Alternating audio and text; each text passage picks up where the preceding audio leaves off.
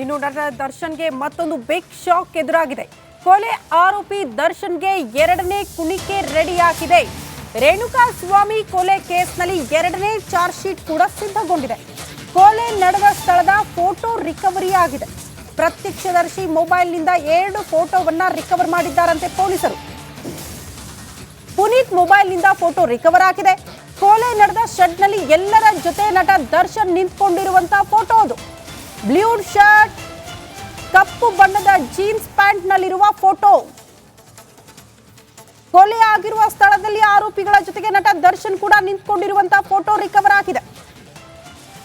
ಮೊದಲ charge sheet ಬಳಿಕ ಈಗ ಎರಡನೇ ಚಾರ್ಜ್ ಶೀಟ್ ಕೂಡ ಸಿದ್ಧಗೊಂಡಿದೆ. ಇವತ್ತು ಅಥವಾ ನಾಳೆ ಮತ್ತೆ ಅದನ್ನ ಕೋರ್ಟ್ಗೆ ಪೊಲೀಸರು ಹಾಜರುಪಡಿಸೋದಕ್ಕೆ ಅಥವಾ ಸಬ್ಮಿಟ್ ಮಾಡೋದಕ್ಕೆ ಸಿದ್ಧತೆ ಮಾಡಿಕೊಂಡಿದ್ದಾರೆ ಎನ್ನುವುದರ ಡೀಟೇಲ್ಸ್ ಸಿಗ್ತಾ ಇದೆ. ಆರೋಗ್ಯದ ಸಮಸ್ಯೆ ಹೇಳಿಕೊಂಡು ಮಧ್ಯಂತರ ಜಾಮೀನು ಪಡೆದು ಹೊರಗಡೆ ಇರುವ ನಟ ದರ್ಶನ್ಗೆ ಟೆನ್ಷನ್ ಶುರು ಆಗ್ಬಿಟ್ಟಿದೆ. ಕಾರಣ ಎರಡನೇ ಚಾರ್ಜ್ ಶೀಟ್, 1000ಕ್ಕೂ ಹೆಚ್ಚು ಪುಟಗಳುಳ್ಳ ಚಾರ್ಜ್ ಶೀಟ್ ಸಿದ್ಧಗೊಂಡಿದೆ. 2 ಫೋಟೋ ಬಹಳ ಪ್ರಮುಖ ಆಗುತ್ತೆ ಚಾರ್ಜ್ ಶೀಟ್ಗೆ ಸಂಬಂಧಪಟ್ಟಂತೆ. ಕಾರಣ ಅದೇ ಪಟ್ಟಣಗೆರೆ ಶೆಡ್. ಕೊಲೆ ಆಗಿರುವ ಸ್ಥಳದಲ್ಲಿ ಆರೋಪಿಗಳ ಜೊತೆ ದರ್ಶನ್ ಕೂಡ ಇರುವ ಫೋಟೋ ರಿಕವರ್ ಆಗಿದೆ. Blue T shirt, black pant, jeans. Puneeth mobile ಅಲ್ಲಿ ಇದ್ದಂತಹ ಫೋಟೋವನ್ನ ರಿಕವರ್ ಮಾಡಿದ್ದಾರಂತೆ ಪೊಲೀಸರು.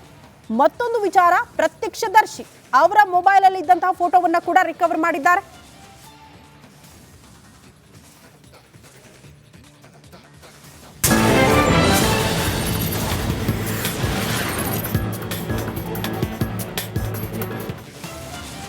ನಮಸ್ಕಾರ, ಕರ್ನಾಟಕ ಎಕ್ಸ್ಪ್ರೆಸ್ಗೆ ಸ್ವಾಗತ.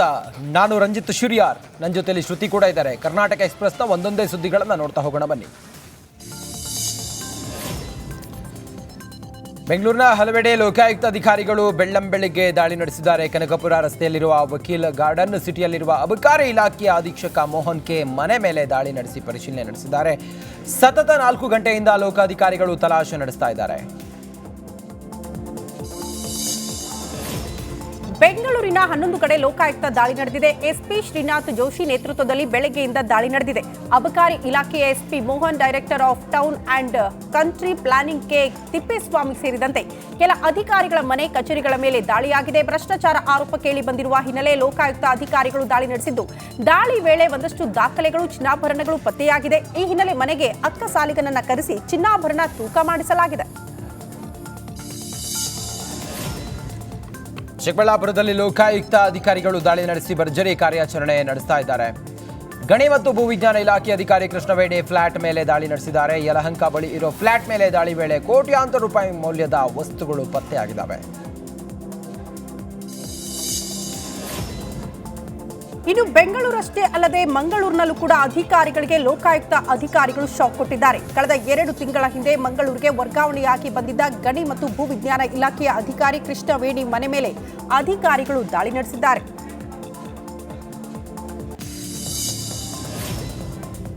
ಇನ್ನು ದಾವಣಗೆರೆಯಲ್ಲೂ ಲೋಕಾಧಿಕಾರಿಗಳು ಯೋಜನಾ ಘಟಕದ ನಿರ್ದೇಶಕ ತಿಪ್ಪೇಸ್ವಾಮಿ ಮನೆ ಮೇಲೆ ದಾಳಿ ನಡೆಸಿದ್ದಾರೆ. ಚನ್ನಗಿರಿ ತಾಲೂಕಿನ ನೆಲ್ಕುದುರೆ ಗ್ರಾಮದಲ್ಲಿರುವ ತಿಪ್ಪೇಸ್ವಾಮಿ ಮನೆ ಮೇಲೆ ಲೋಕಾಯುಕ್ತ ಅಧಿಕಾರಿಗಳು ದಾಳಿ ನಡೆಸಿ ಬೆಳಗ್ಗೆಯಿಂದ ದಾಖಲೆಗಳನ್ನು ಪರಿಶೀಲನೆ ನಡೆಸ್ತಾ ಇದ್ದಾರೆ. ಧಾರವಾಡದಲ್ಲಿ ಬೆಳ್ಳಂಬೆಳಗ್ಗೆ ಉಪ ಲೋಕಾಯುಕ್ತ ನ್ಯಾಯಮೂರ್ತಿ ಫಣೀಂದ್ರ ಫೀಲ್ಡ್ಗಿಳಿದಿದ್ದಾರೆ. ಸ್ಥಳೀಯರು ಕಲಗೇರಿ ಕೆರೆ ಸ್ವಚ್ಛತೆ ಬಗ್ಗೆ ದೂರುಗಳು ನೀಡಿದ್ರು. ಕೆರೆ ನಿರ್ವಹಣೆ ನಿರ್ಲಕ್ಷ್ಯ ಹಿನ್ನೆಲೆ ಐತಿಹಾಸಿಕ ಕಲಗೆರೆ ಕೆರೆಗೆ ನ್ಯಾಯಮೂರ್ತಿ ಕೆ ಫಣೀಂದ್ರ ಭೇಟಿ ನೀಡಿದ್ರು. ಸ್ಥಳೀಯರ ದೂರಿನ ಮೇರೆಗೆ ಉಪ ಲೋಕಾಯುಕ್ತ ಖುದ್ದು ಪರಿಶೀಲನೆಗೆ ಆಗಮಿಸಿದ್ರು. ಎಲ್ಲ ಹಸಿರಾಗ್ಬಿಟ್ಟಿದೆ, ನಾವು ಸುಮಾರು ಇದೆಲ್ಲ ತೆಗಿಬೇಕು, ಅದೆಲ್ಲ ತೆಗಿಬೇಕು ಸರ್. ಇದು ಏನಿದೆ ಅಲ್ಲ ಸರ್, ಈಗ ತೆಗಿಯೋರು ಯಾರು ಅಂತ ಪ್ರಶ್ನೆ.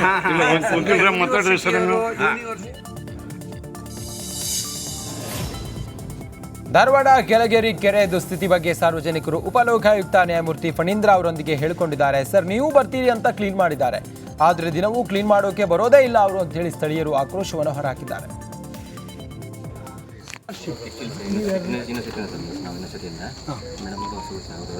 ಈಗ ಆ್ಯಕ್ಚುಲಿ ನಮ್ಮದು 1983 ಖರೀದಿ ಮಾಡಿ ಸರ್, ನಾವು ಒಳಗೆಲ್ಲ ಕ್ಲೀನ್ ಮಾಡ್ತಾ ಇದ್ದೀವಿ ಸರ್. ಒಳಗೆ ಕ್ಲೀನ್ ಮಾಡ್ತಾ ಇದ್ದೀವಿ, ನೀರನ್ನು ನಮ್ಮ ಪ್ರಯೋಗಕ್ಕೆ ಇವೆಲ್ಲ ಉಪಯೋಗ ಮಾಡ್ತಾ ಇದ್ದೀವಿ ಸರ್. ಒಂಥರ ಮತ್ತು ಕ್ಲೀನಿಂಗ್ ಮಾಡ್ತದೆ ಅವಾಗ ನಮ್ಮ. ನಾನು ಹೇಳೋದೇನು ಅಂತಂದರೆ sir problem ownership with the university university. Let there be. Dharwad Kalageri ಕೆರೆಗೆ ಉಪ ಲೋಕಾಯುಕ್ತ ನ್ಯಾಯಮೂರ್ತಿ ಕೆಎನ್ ಫಣೀಂದ್ರ ಭೇಟಿ ನೀಡಿ ಪರಿಶೀಲನೆ ನಡೆಸಿದರು. ಇದೀಗ ಕೆರೆ ಅವ್ಯವಸ್ಥೆ ಕಂಡು ಕರ್ನಾಟಕ ಲೋಕಾಯುಕ್ತದಲ್ಲಿ ಸ್ವಯಂ ಪ್ರೇರಿತ ಕೇಸ್ ದಾಖಲಿಸಿಕೊಂಡಿದ್ದಾರೆ. ನಮಗೆ ಹಲವು ಬಾರಿ ಕಲಗೇರಿ ಕೆರೆ ಅವ್ಯವಸ್ಥೆ ಬಗ್ಗೆ ಸಾರ್ವಜನಿಕರಿಂದ ನಿತ್ಯ ಯೋಗ ಮಾಡುವ ಹಿರಿಯ ನಾಗರಿಕರಿಂದ ದೂರು ಬಂದಿದ್ದು, ಹೀಗಾಗಿ ಇಲ್ಲಿಗೆ ಬಂದು ಪರಿಶೀಲನೆ ಮಾಡಿದೆ. ಜನ ಹೇಳಿದ್ದಕ್ಕಿಂತ ಜಾಸ್ತಿ ಅವ್ಯವಸ್ಥೆ ಇಲ್ಲಿದೆ, ಆದಷ್ಟು ಬೇಗ ಎಲ್ಲ ಕ್ಲೀನ್ ಮಾಡೋದಾಗಿ ಹೇಳಿದ್ದಾರೆ ಅಂದರು. ಬೇಲಿ ಬಂಕ ಎಲ್ಲ ಬೆಳ್ಕೊಂಡಿದೆ. ಸಾರ್ವಜನಿಕರು ಓಡಾಡೋದಕ್ಕೆ ತುಂಬ ತೊಂದರೆ ಅಡ್ಡಿ ಉಂಟು ಮಾಡ್ತಾ ಇದೆ. ಈ ಸರಿ ಮಳೆಗಾಲಕ್ಕೆ ಮಾತ್ರ ಬೆಳೆದಿರೋದಲ್ಲ, ಅದು ನೋಡಿದ್ರೆ ಗೊತ್ತಾಗುತ್ತೆ. ಅದು ಕ್ಲೀನ್ ಮಾಡಿದ ಭಾಳ ದಿವಸಗಳ ಹಿಂದಿಂದನೂ ಕೂಡ ಅದು ಬೆಳ್ಕೊಂಡು ಬಂದಿರೋದು. ಓಡಾಡೋದು ಕೈ ಕಾಲಿಗೆ ತಗುಲ್ತಿರುತ್ತೆ, ತರಿಸ್ತಿರುತ್ತೆ. ಅಲ್ಲಿ ಹುಳ ಹುಪ್ಪಟೆ ಹಾವು ಅವು ಇವು ಎಲ್ಲನೂ ಕೂಡ ಬರೋದನ್ನು ಕೂಡ ಅವಕಾಶ ಇರುತ್ತೆ. ನಮ್ಮ ಸಮಾಜದ ಋಣ ಈ ಸರ್ಕಾರದ ಮೇಲಿದೆ. ಮೀಸಲಾತಿ ಜಾರಿ ಮಾಡಿ ಋಣ ತೀರಿಸಿಕೊಳ್ಳಲಿ ಎಂದು ಬಸವ ಜಯ ಮೃತ್ಯುಂಜಯ ಶ್ರೀಗಳು ಹೇಳಿದರು. ವಿಜಯನಗರದ ಹೊಸಪೇಟೆಯಲ್ಲಿ ಅವರು ಮಾತನಾಡಿದರು. ಪಂಚಮಸಾಲಿ ಸಮುದಾಯದ ಮೀಸಲಾತಿ ಹೋರಾಟಕ್ಕೆ ಕೈ ಜೋಡಿಸಿ ಸಮಾಜದ ಮಕ್ಕಳ ವಿದ್ಯಾಭ್ಯಾಸಕ್ಕಾಗಿ ನಾವು ಮೀಸಲಾತಿ ಹೋರಾಟವನ್ನು ಮಾಡ್ತಿದ್ದೇವೆ. ಡಿಸೆಂಬರ್ 10ರಂದು ಸುವರ್ಣಸೌಧಕ್ಕೆ ಮುತ್ತಿಗೆ ಹಾಕ್ತೀವಿ. ಯಾರ ಲಾಬಿಗೂ ಮಣಿಯದೆ ಪ್ರಾಮಾಣಿಕ ಹೋರಾಟ ಮಾಡೋಣ ಅಂತ ಹೇಳಿದರು. ನಿರಂತರ ಸರ್ಕಾರದ ಮೇಲಿದೆ.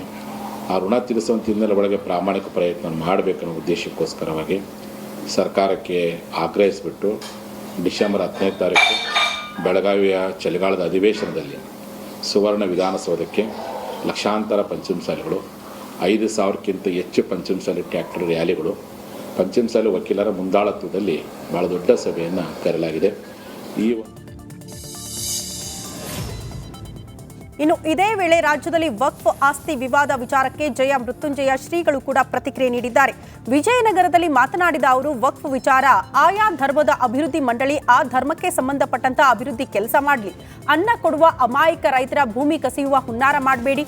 ರೈತರಿಗೆ ಅನ್ಯಾಯವಾದಾಗ ಅವರ ಪರವಾಗಿಯೇ ಇರ್ತೀವಿ ಅಂತ ಹೇಳಿದ್ರು. ವಕ್ಫ್ ಎನ್ನುವಂಥ ಮಂಡಳಿ ಆಯಾ ಧರ್ಮದ ಉದ್ಧಾರಕ್ಕೋಸ್ಕರವಾಗಿ ಆಯಾ ಧರ್ಮದವರು ಮಾಡಿರ್ತಕ್ಕಂಥ ಒಂದು ಸಂಸ್ಥೆ. ಆ ಧರ್ಮಕ್ಕೆ ಸಂಬಂಧಪಟ್ಟಂಥ ಅಭಿವೃದ್ಧಿ ಕಾರ್ಯಗಳ ಬಗ್ಗೆ ಏನಾದರೂ ಮಾಡಲಿ, ಅದಕ್ಕೆ ಯಾರು ಸಹ ಅಡ್ಡಿ ಬರೋದಿಲ್ಲ. ಆದರೆ ಅನ್ನ ಕೊಡುವಂಥ ರೈತನ ಭೂಮಿಯನ್ನು ವಕ್ಫ್ ಮಂಡಳಿ ಹೆಸರಲ್ಲಿ ಕಬಳಿಸೋ ಕುತಂತ್ರ ಏನು ಮಾಡ್ತಿದೆ, ಅದನ್ನು ಯಾವ ಕಾರಣಕ್ಕೂ ಒಪ್ಪಲಿಕ್ಕೆ ಸಾಧ್ಯವಿಲ್ಲ. ಅಮಾಯಕ ರೈತರು ನೂರಾರು ವರ್ಷಗಳಿಂದ ಮಾಲೀಕತ್ವದ ಅಡಿಯಲ್ಲಿ ಉಳುಮೆ ಮಾಡ್ಕೊಂಡು ಬಂದಿರತಕ್ಕಂಥ ರೈತರ ಭೂಮಿಯನ್ನು ಅನೇಕ ಮಠ ಮಂದಿರಗಳು ಇವುಗಳನ್ನು ವಿನಾಕಾರಣ ನೋಟಿಸ್ ಕೊಟ್ಟು ಅವರನ್ನು ಬೆದರಿಸುವಂತಹ. ಬೆಂಗಳೂರಿನ ರಾಜಾಜಿನಗರದ ಪೆಟ್ರೋಲ್ ಬಂಕ್ನಲ್ಲಿ ಬೈಕ್ ಸವಾರರು ಪರಸ್ಪರ ಹೊಡೆದಾಡಿಕೊಂಡಿದ್ದಾರೆ. ಪೆಟ್ರೋಲ್ ಹಾಕಿಸುವವರ ನಡುವೆ ಕ್ಯೂ ವಿಚಾರಕ್ಕೆ ಗಲಾಟೆ ನಡೆದಿದೆ. ಸದ್ಯ ಗಲಾಟೆ ವಿಡಿಯೋ ಇದೀಗ ಸಿಸಿಟಿವಿ ಕ್ಯಾಮೆರಾದ ದೃಶ್ಯ ಸಾಮಾಜಿಕ ಜಾಲತಾಣದಲ್ಲಿ ವೈರಲ್